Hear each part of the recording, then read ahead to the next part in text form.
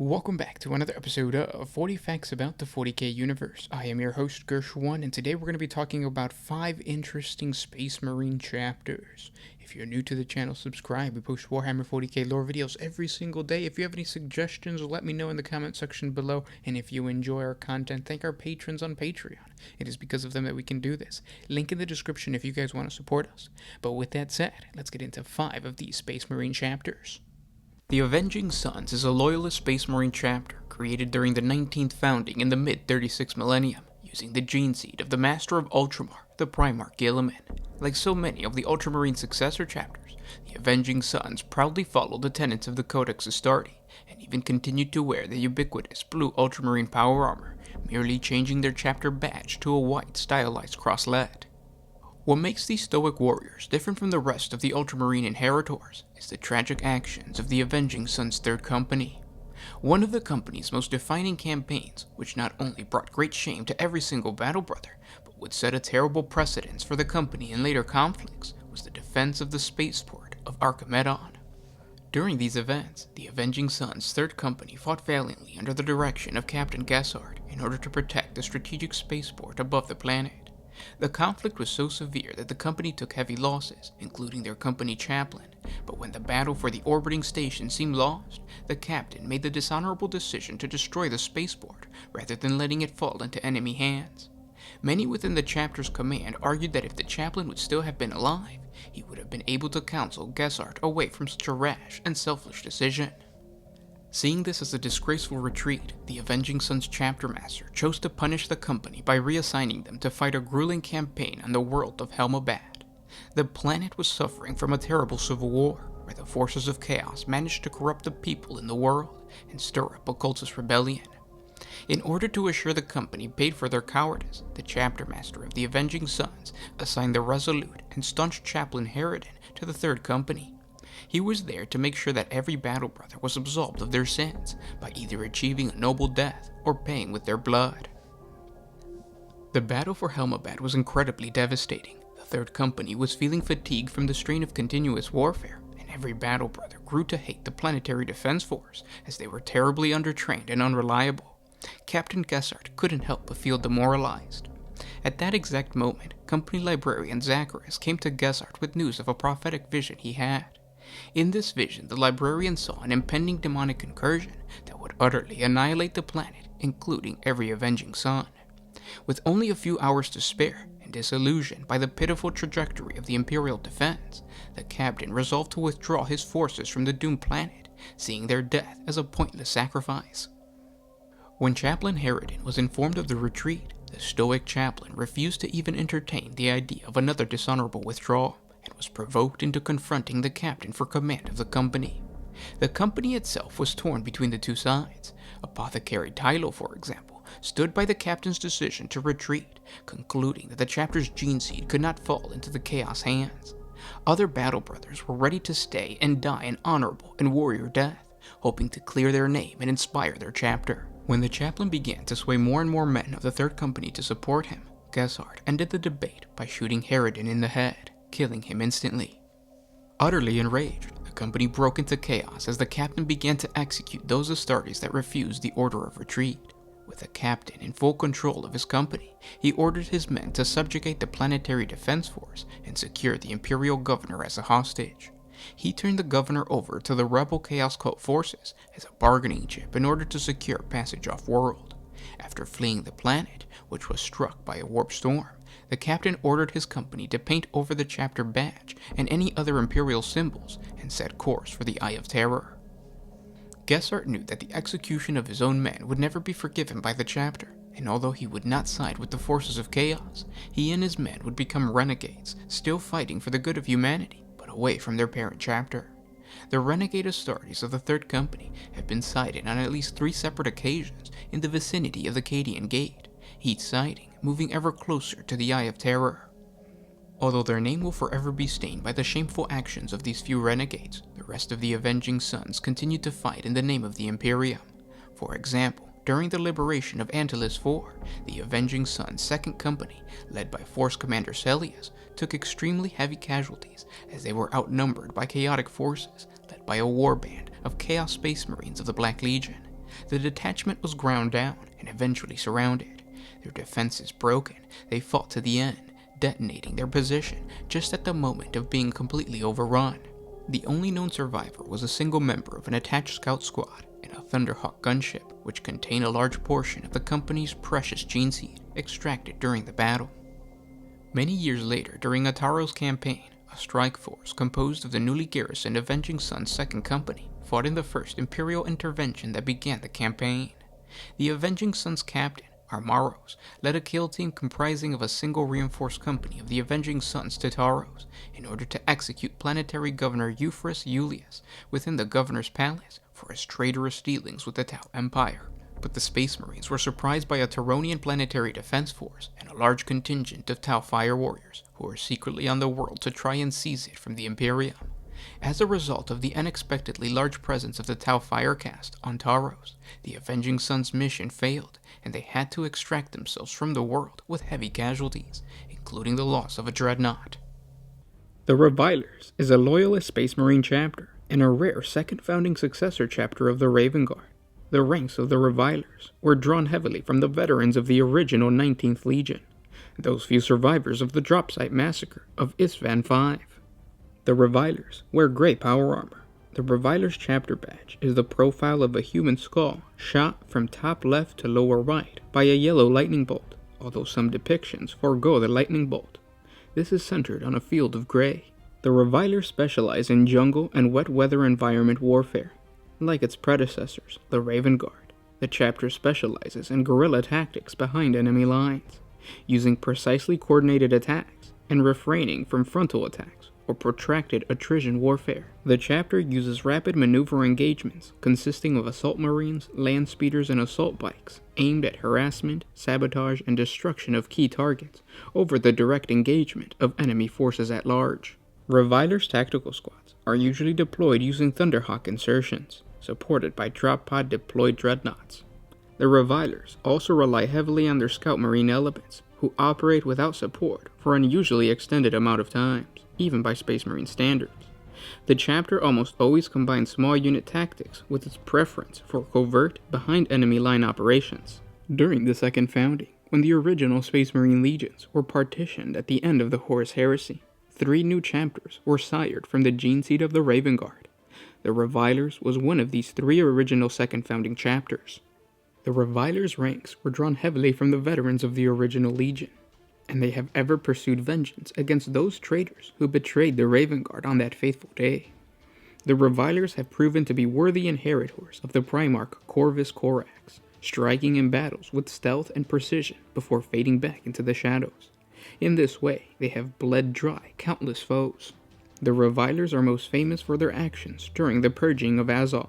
On the planet of Azoth, the chapter encountered Inquisitor Jovis Theon, known as the Firebrand Puritan, and by whose hands both the guilty and the innocent had burned on the pyre.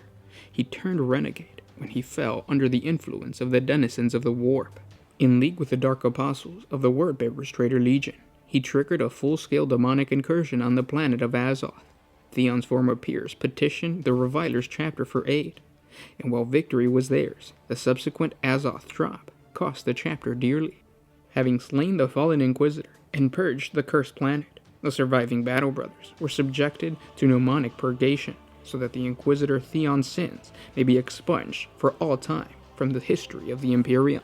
Years later, at the Battle of the Gorgon Depths, the Revilers and the Red Seraph Space Marine chapters aided Battlefleet Orpheus in the Orpheus sector of the Segmentum Tempestus, confronting and eventually defeating a major Orc invasion in a 19-week-long running space battle before it could fully penetrate the sector.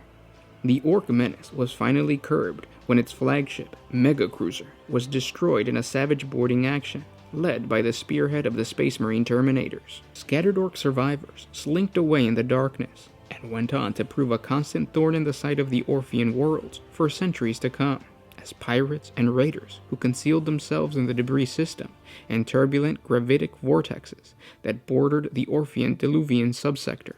Another campaign against the Orcs occurred when for almost 300 years the Orc Empire of Wa Arbuts ruled the Cypher subsector, and was left unmolested until a campaign of reconquest was finally begun in the year 204 of the 41st millennium. The reconquest was led by troops of the Raven Guard, Marauders, Eagle Warriors, and Revilers Space Marine chapters, supported by over 24 Imperial Guard regiments.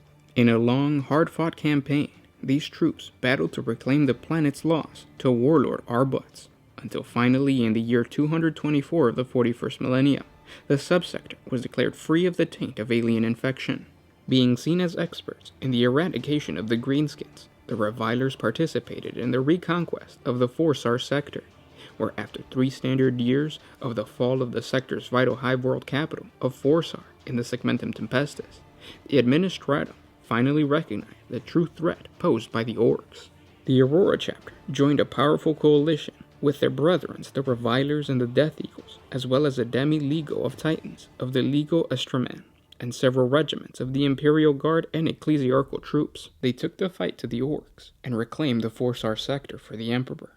It is unknown if the fact that the Raven Guard's homeworld of Deliverance, which is also located in the 4-star sector, prompted this deployment. The Hawklords is a Codex Astartes compliant loyalist chapter of Space Marines, and a successor chapter of the vaunted Ultramarines, raised during an unknown founding, though many suspect that it is a second founding successor chapter, raised from the existing veteran pilot formation of the ancient Ultramarines Legion, the 21st chapter, who were known as the Hawks.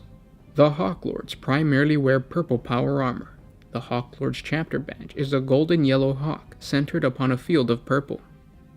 The origins of the Hawklords chapter can be traced back to the Great Crusade, over 10 standard millennia earlier, when it was still a part of the Ultramarines Legion, then known as the 13th Legion, before its reunification with the Primarch Robert Guilliman. Following the unification with their Primarch, Guilliman quickly set about restructuring his legion's operational doctrines and hierarchy to suit his personal tastes and styles of leadership.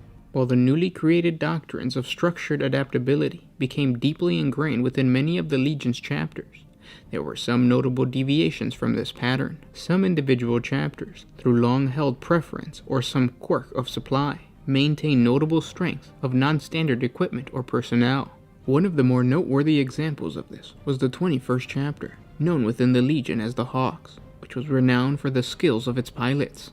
During the Calth Conjunction, it was assigned to security duties amongst the orbital platforms and dock warships in Calth's local orbit, and so witnessed the full fires of betrayal committed by the Wordbearers Legion during the Battle of Calth. Following the end of the Horus Heresy, Guilliman was responsible for the restructuring of the Imperium's military force.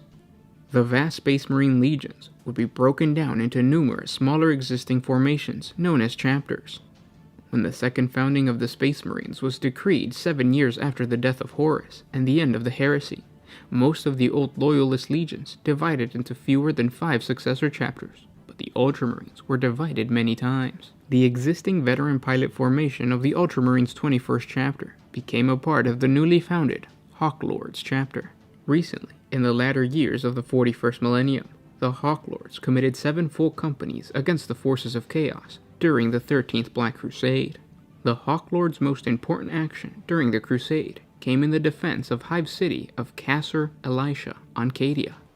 The Hawklords' 5th Company, under the leadership of Captain Augustus Hubertus, aided the Cadian 35th Mechanized Imperial Guard Regiment in the defense of the Hive City by holding off elements of the Thousand Sons Traitor Legion in the Hive's main governmental spire, buying the Cadians time to reposition themselves to defeat a Ravager-class traitor battle titan. Unfortunately, many of the 5th Company, including Captain Hubertus, were slain when elements of the Chaos Space Marine warband called the Brotherhood of Darkness entered the Hive City. Survivors were aided by a small portion of Imperial Fist's elite 1st Company, led by Captain Darnath Lysander. The Hawklords almost never used drop pods in their planetary assaults, preferring to make use of their Thunderhawk gunships for low-altitude insertions, because of the great control the use of those aircraft allows in most deployments. So skilled are they in the use of such tactics that the Astartes pilots of other Loyalist chapters have been known to spend time as pilots in one of the Hawklords' Talon Wings to gain the aeronautical skills displayed by the Hawklords. The Hawklords waged planet strike campaigns with great eagerness than other Space Marine chapters. They also utilize Storm Talon gunships, which excel as a vanguard strike craft, able to keep pace with their assault marines and land speeders. In these missions, the Storm Talon's traditional role in Astartes combat is reversed. For the Hawk Lords, it is the principal attack vehicle. The remainder of the chapter's rapid-moving elements act as escorts and outriders, scouring the attack corridors clean of anti-aircraft fire as the Storm Talon roars to obliterate its designated target, blasting holes in the enemy battle line before peeling off and engaging another target with similar devastating effect. The Hawkwings are specialized jump packs used exclusively by the Hawk Lords chapter. They appear to be normal jump packs. They also have a vast ammunition supply built into their harness, increasing the magazine size of any requisition heavy weapon. The Hawk Lords chapter also long emphasized aerial superiority and rapid deployment, and all skills of its artificers have been bent towards these ends for untold centuries. One of their greatest successes was the creation of a pattern of jump packs that could bear a Devastator Marine into battle without costing him the use of the heavier armament. The artisan responsible died after creating it, but a few such masterpieces and his accomplishments have not yet been matched. Watch Fortress Arioch has come into the custody of one of the Hawkwing jump packs, and it has served with distinction within the Death Watch across the Jericho Reach. The Dark Hunters is a loyalist Space Marine chapter created in the 37th millennium during the dark days of the Ecclusiad War, a major conflict on the northwestern fringe of the Segmentum Obscurus between the Imperium of Man and the rogue tech priests known as the Apostles of the Blind King. The chapter was tasked with destroying the cult, which viewed humanity as an affront to the machine god and used their technological expertise to exterminate as many human worlds as possible. The cult's success was thanks to their superior technologies, one of which was a medium-sized tracked vehicle equipped with a remotely operated turret-mounted weapon system, thought lost since the time of the Great Scouring. Its higher-caliber war machines outclassed anything the Imperial forces of that area could mobilize, and to make matters worse, the cult eventually discovered an ancient artifact from the days of the Dark Age of technology that allowed them to implode the heart of a sun and completely disrupt the balance of a whole planetary system. With this incredible threat on the horizon, the Imperial command begged for help from the Adeptus Astartes, who responded by elevating Captain Agnar of the White Scar's first founding chapter to the position of chapter master of a newly sanctioned Dark Hunters chapter. Tactically, Captain Agnar was very different than the rest of the White Scar brothers. Within the ranks of the chapter existed a unique combat doctrine that stretched to the Great Crusade, where certain White Scar Legion companies fought in joint operations with the Raven Guard Legion, and on their return, the tactics these White Scar battle brothers learned from their brethren had become part of their own battle codes.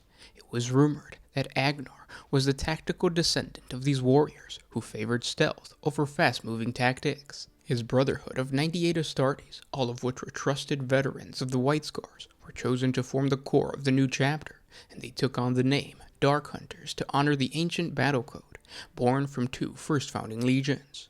Before departing from the White Scars' homeworld of Chogoris, Agnar was presented with a relic power axe said to have been used by the great Jagatai Khan, the Primarch of the White Scars.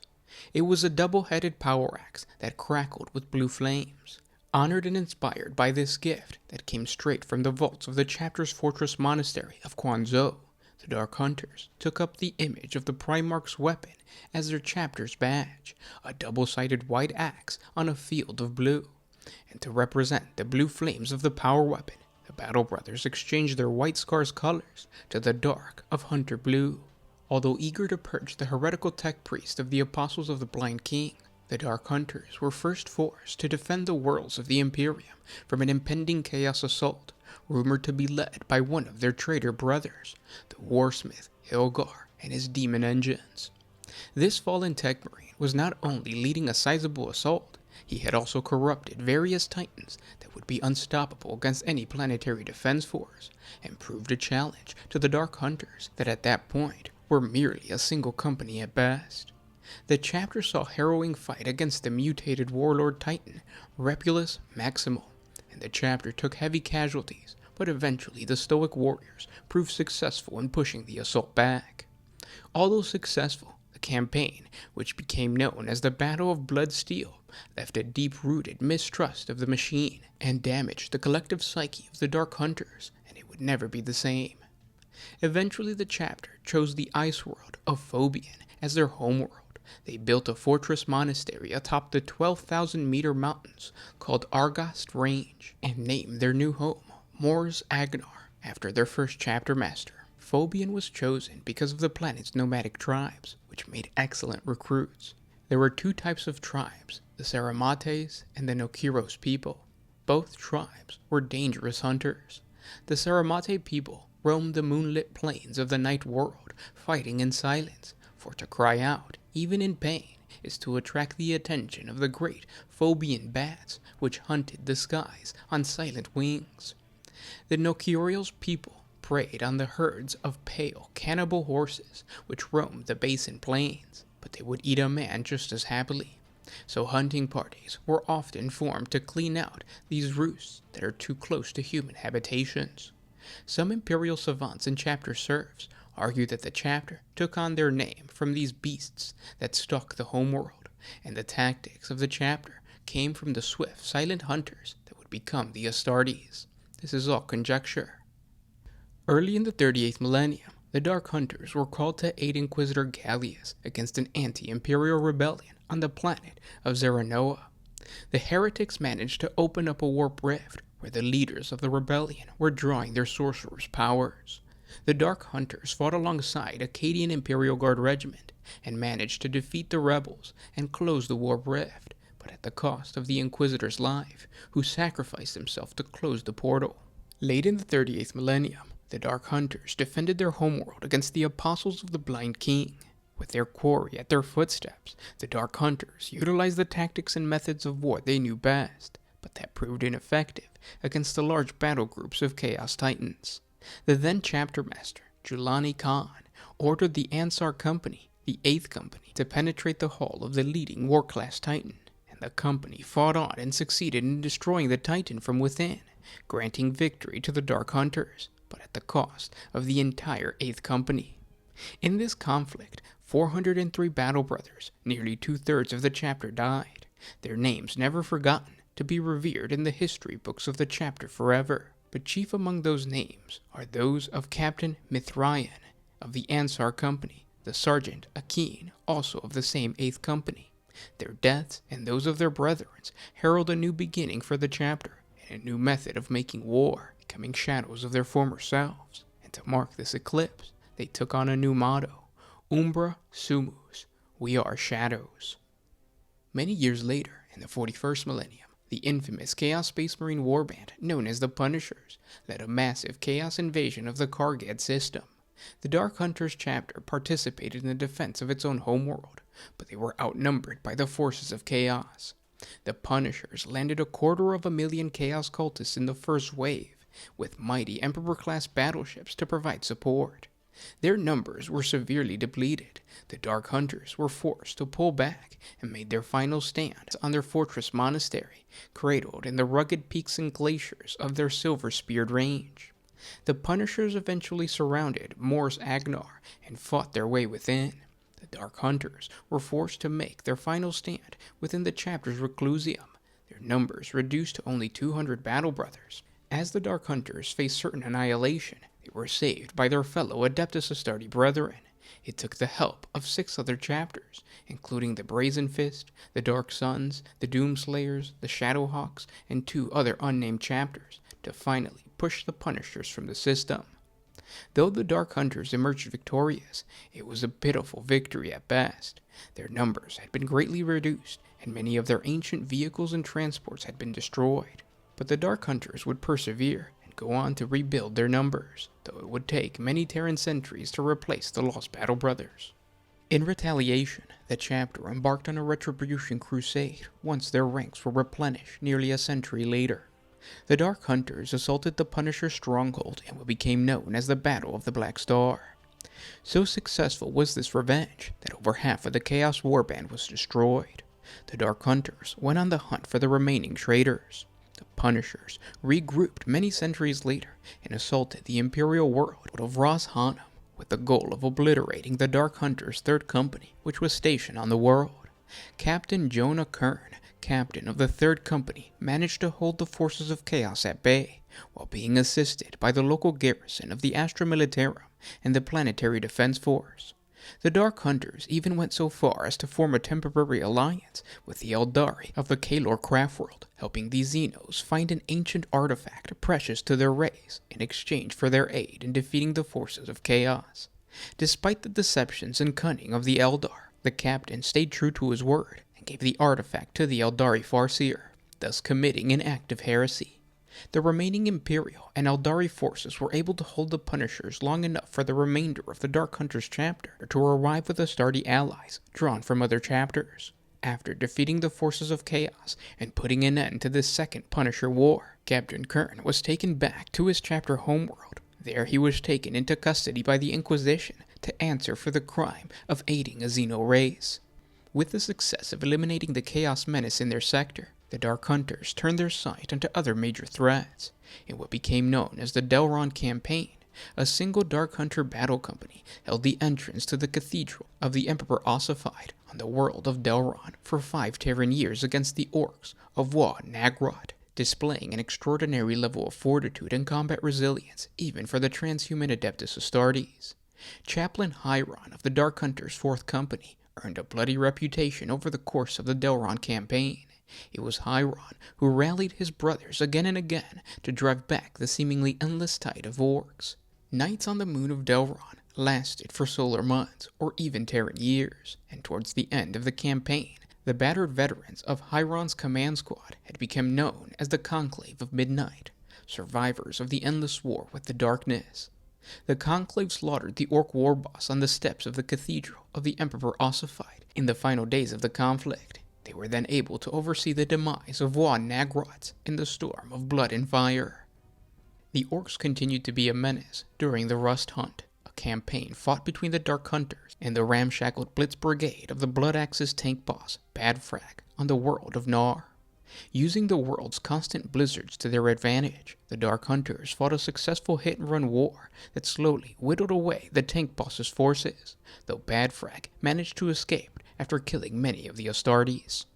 The Dark Hunters even had encounters against the Tyranids when High Fleet Leviathan invaded the world of Lona, only to face stiff resistance from the chapter. The truth was that the Raven Guard were using the Dark Hunters as bait to spring an elaborate trap that slew a dozen Hive Tyrants. Imperial warriors, from the Imperial Guard all the way up to other Adeptus Astartes chapters, view the Dark Hunters with respect and admiration. The chapter has replenished its ranks with Primaris Astartes, and continues to hold a reputation for being hardy and resolute warriors. The Knights of the Raven are a loyalist successor chapter of the famed Raven Guard Legion. This chapter is unique in that it is one of the very few chapters created using the gene seed of Corvus Corax before the Ultima founding. Over the long millennia, the Raven Guard's gene seed experienced substantial degradation compared to other first founding legions. As such, the Adeptus Terra concluded that creating chapters from the Raven Lord's lineage should be restricted unless the need was dire. The Knights of the Raven chapter was one of these rare exceptions, and while the reason and actual founding date has been lost to time, the chapter is known to have been fully operational in the latter half of the 39th millennium. And surprisingly, the chapter has proven its valor in hundreds of bloody campaigns and across many war zones. They proudly pay homage to their parent chapter by donning the chapter badge of a stylized black raven and wear their burnished silver power armor. The chapter was given a feudal world to act as the recruitment world and their home planet. They renamed the world Coralax in honor of their Primarch. To the inhabitants of this bleak place, the Knights of the Raven are mythical figures. They appear to their awed populace only once every 13 Terran years, when their emissaries descend from the heavens to spirit away the victors from the bloody tournaments held in their honor. This is a common practice performed by most Space Marine chapters. The Knights of the Raven give the feudal society the freedom to create the trials, and if the tournament ever gets any less deadly, the chapter's chaplain orders the execution of the victors in front of the gathered masses to drive home the message that only the toughest warriors will be selected to join the Sky Gods. The one trial that has become a staple for the people of Coralax is an extremely deadly jousting tournament. In these gruesome affairs, a young knight sets his horse at a gallop and charges towards a single opponent, holding on to a lance of ancient design. Usually the core of the weapon is made up of a primitive but durable substance to ensure that the lance won't break, and serious injury could end the foe's life. While the goal is to make the blow lethal, most younglings are too weak to aim the heavy lance at the right spot, causing the opponent, or in most cases both combatants, to fall to the ground. Once dismounted, the warriors will draw their swords, mace, or a specially designed talon that resembles the lightning claws of the Adeptus Astartes and proceed to hand-to-hand combat. As these tournaments have become more and more fatal, the armor has consistently become more reinforced. Even so, out of 1,000 or so contestants, only half a dozen survive these trials. The winners of the tournament tend to adapt very well to the combat doctrines of the Knights of the Raven. The importance of accurate strikes during the tournament carries over to the chapter's teachings of utilizing precision assaults to end a battle quickly and avoid protracted attrition warfare. In this way, the Knights of the Raven are predisposed to hitting weak points in enemy defenses to cripple enemy counter-assaults, and these future Astartes trade in their mounts for the speed and maneuverability of land speeders and Thunderhawk gunships, which have always been a staple for most Raven Guard Successor chapters. Another similarity to their parent chapter is the Knights of the Raven's tendency to be reserved until battle breaks out. They tend to speak only when spoken to, and heavily rely on the command structure of the chapter, which follows the dictates of the Codex Astartes when command operations are being established. The chapter often tends to have trouble working with other Astarte warriors that do not share their lineage, preferring to work alone rather than conforming with their battle brothers. One of the chapter's most notable campaigns occurred during the Jagan insurrection. At the outset of the 41st millennium, the imperial hive-world of Jagan rose in revolt. The roots of the rebellion lay in resentment at what was felt to be the excessive demands of tithed troops to fight in the campaigns against the great tyrant of Jaga. These flames of resentment were fanned by subversive elements in the population, leading to outright rebellion. The Knights of the Raven chapter acted quickly to crush the rebellion, which was quickly suppressed everywhere, with the exception of Jagan Hive Secundas. It was here that the rebellion had started, and where the rebels were the strongest. The Knights of the Raven soon found themselves embroiled in a protracted siege against the tenacious and well-dug-in foes. There are no records that establish who first developed the Hellstorm combined fire tactic that was employed by the Knights of the Raven as part of this campaign. All that can be said with certainty is that it was an effective tactic that was quickly adopted by the Land Raider Redeemer squadrons throughout the chapter. The tactic relied on split-second timing to launch a simultaneous attack by all Flamestorm cannons in the squadron against a single targeted point. The resulting inferno of fire was so intense that nothing was capable of withstanding it, no matter how well armored or protected it might be. Within weeks of the tactic being developed, Hive Secundas fell, and the rebels capitulated. Many years later, the Knights of the Ravens were involved in a campaign that would tarnish the chapter's history forever, when these Astartes found themselves fighting alongside the Aurora chapter in a joint campaign to defeat the vile Alpha Legion. Soon after declaring victory, both chapters swore a bitter feud against each other, blaming one another for their grievous losses. The Unseen Spears, the Reclusium command squad of the Knights of the Raven 2nd Company, were responsible for escalating tensions between themselves and their battle brothers from the Aurora chapter. Space Marines of the Aurora chapter accused Chaplain Gaivis of the Unseen Spears of cultivating superstition and fanaticisms on their feudal world. The Unseen Spears took this as a great insult to their chapter and came to blows with the Aurora chapter. It was Marnius Calgar himself, chapter master of the Ultramarines, who intervened with an impassioned speech. He suggested, as penance, that the entire Knights of the Raven chapter be dispatched to fight against High Fleet Kraken. Without questioning his command, the Unseen Spears immediately led the salvation of the death world of Valix V, where the Knights of the Raven and their allies slaughtered thousands upon thousands of Gene Stealers. The Unseen Spears endured this for days, and with their chaplain at the helm, they led blistering strikes against Kraken's splinter fleets in an effort to bring honor back to their chapter.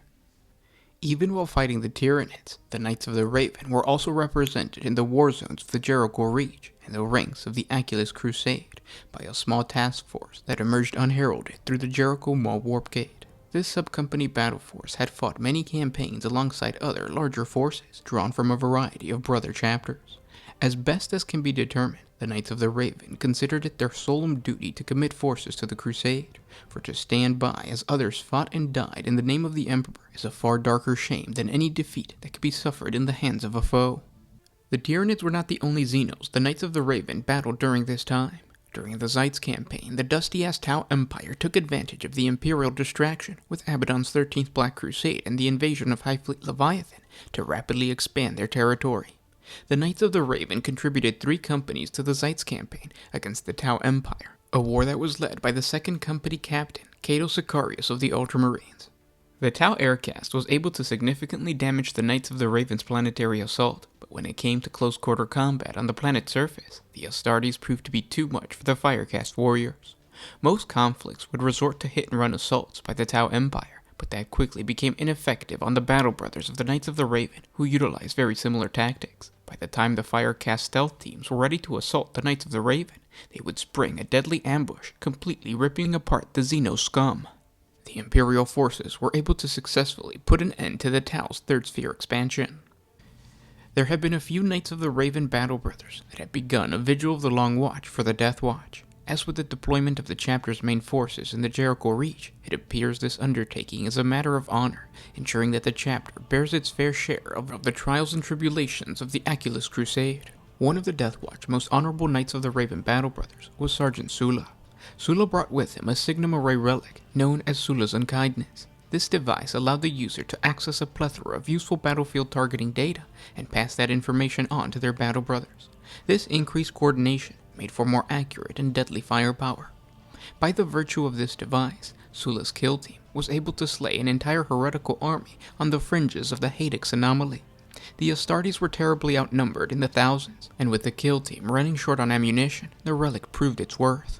While the Knights of the Raven have earned a reputation of being incredibly hard to work with, the chapter has been no less willing to fight and die for the Imperium of Man.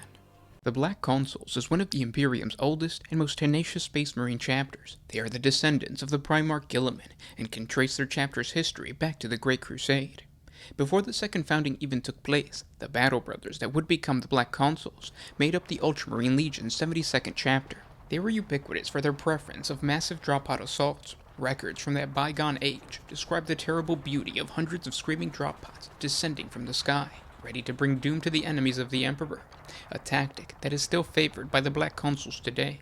From the Ultramarines Legion, Battle Brother Arius Cordos was selected as a Black Consul's first chapter master. Cordos was noted as being one of Guilliman's most valued counselors and had fought at the Primarch's side on hundreds of planets, as well as being one of Guilliman's most trusted commanders, taking control of specialist units throughout the Great Crusade and the Horus Heresy. Chapter Master Cordos exceeded the Master of Macragge's expectations and led many successful raids against the traitors after their chapter's founding.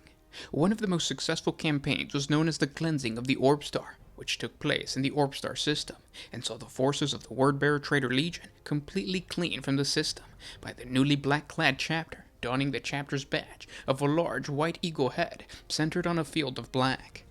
Legends say that the chapter master single-handedly slaughtered dozens of Chaos Space Marines, and eventually went head-to-head with the traitor Primarch Lorgar himself. The full details of the confrontation are a mystery, but the chapter master was able to drive back the traitors with his legendary power axe and his ferocious spirit. The heroic deed earned the power axe the moniker Lorgar's Bane and solidified a historical rivalry between the Black Consuls and the Wordbearers.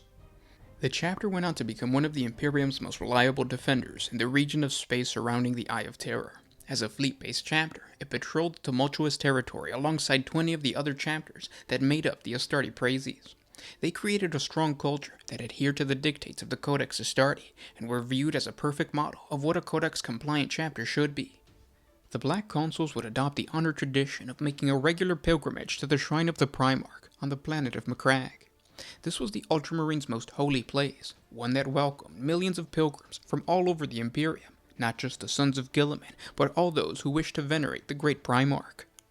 The Shrine of the Primarch lied within the Temple of Corrections, a building forming a part of the Fortress of the Ultramarines in the northern lands of Macragge. The temple was a miracle of construction, typical of the attention to detail which the Ultramarines were known for. Its proportions defied the human mind by the scope and grandeur of the entire design. The multicolored glass dome that formed the roof was the largest of its kind. Even the techno-magi of the Adeptus Mechanicus would travel to marvel at the structure said to be designed by Guilliman himself. According to the Ultramarines, there was enough marble within the temple to build a mountain, and sufficient adamantium and shining plasteel to construct an entire war fleet. Within this edifice was the great marble throne of Guilliman, and upon the throne sat his regal corpse. His mortal remains were preserved from the ravages of time by a means of a stasis field, which isolated the Primarch from the time stream. Everything encompassing the field was trapped in time, and could neither change nor decay. It was customary for each Black Consul to kneel in front of their progenitor and meditate on the sacrifice one must endure in the name of the Emperor.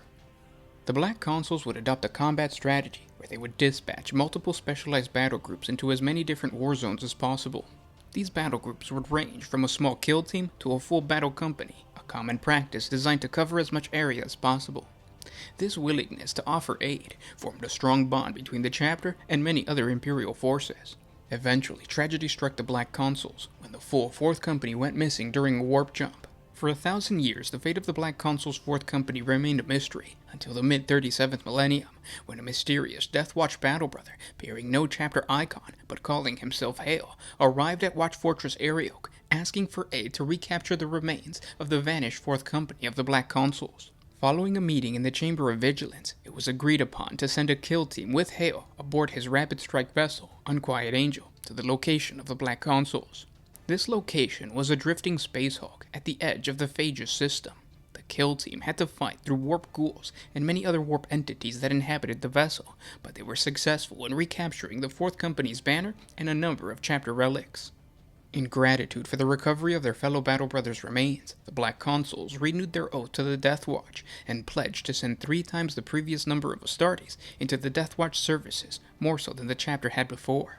It is believed that one of the Black Consuls brought with them Lorgar's Bane, one of the chapter's holiest relics, which still resides within Watch Fortress Arioch. The Black Consuls would go on to battle on Valerius Majoris against a worldwide uprising of the powerful prophetess and her chaos cult. They would successfully pacify the planet and burn the heretical witch.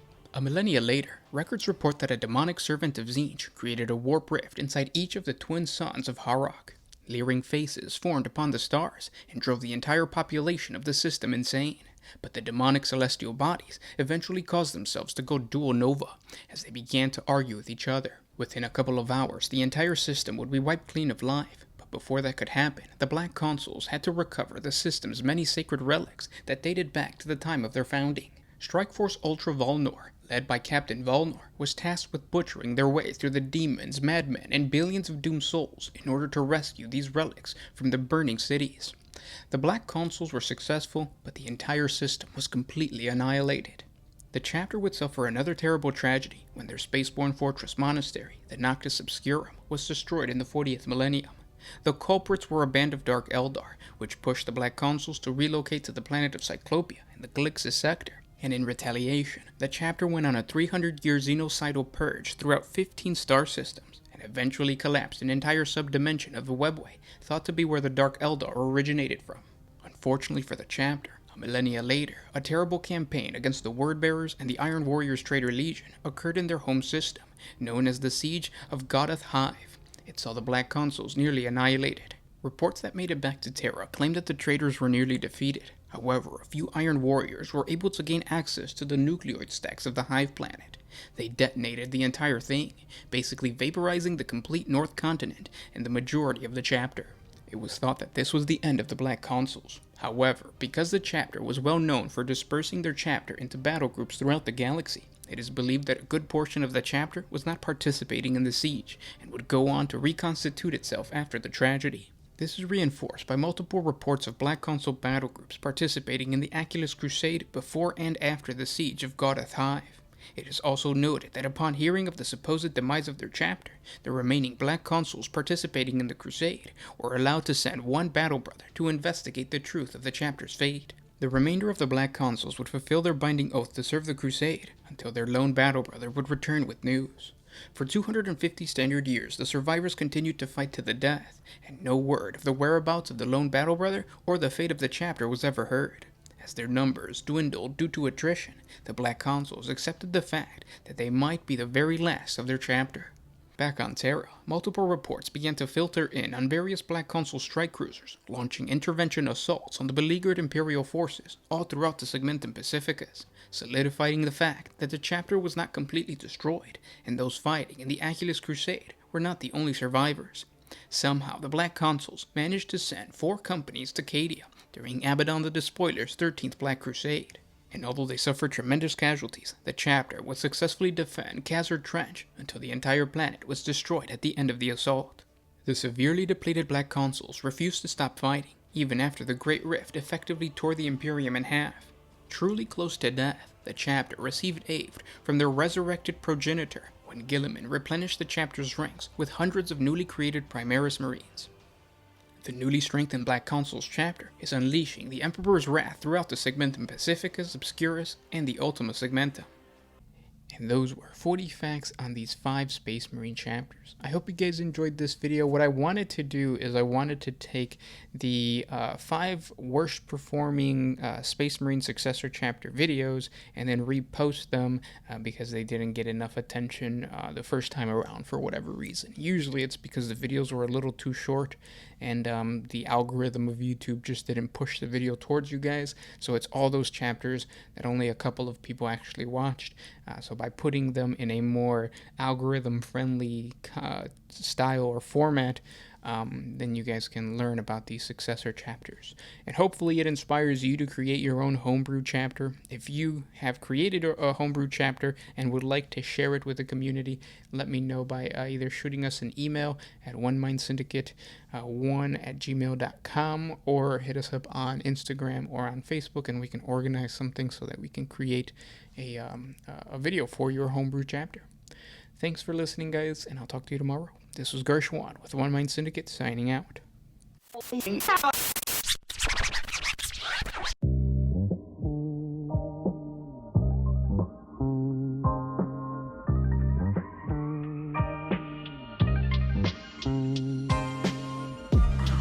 I